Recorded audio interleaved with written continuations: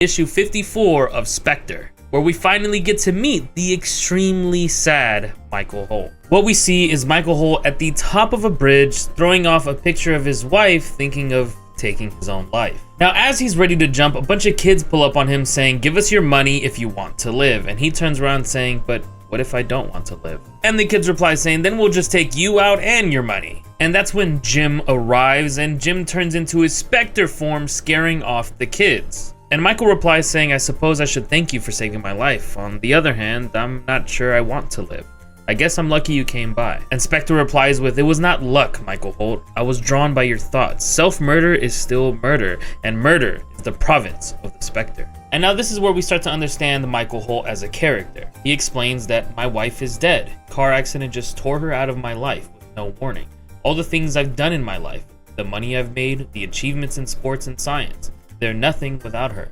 I don't know why I should live. And Spectre tells him that you remind me of someone I used to know, an acquaintance. And he tells him about Terry Sloan and tells him how he had all the money in the world and everything he could have wanted, but was bored, and he thought about doing what Michael was about to do. And instead, he had a bit of a change of heart. Mainly because a bunch of kids were trying to imitate gangsters, heroes of their day, and Terry felt like he had something he could do now. And he explains how Terry decided to become Mr. Terrific and become a proper role model for these kids and not look up to the gangsters of their time. And he tells Michael that Terry was also part of the Justice Society of America. Now this is where the Spectre decides to tell a story of Terry, well, the last story of Terry technically. He explains there's an annual meetup of the Justice Society of America and the Justice League, and they meet up, they hang out, they get together, and of course Mr. Terrific Terry Sloan was there. But Terry wasn't there just for fun. He had some suspicions of a traitor, and it ended up actually costing his life. Now I won't go too in depth on that Terry Sloan storyline because this video would be way too freaking long,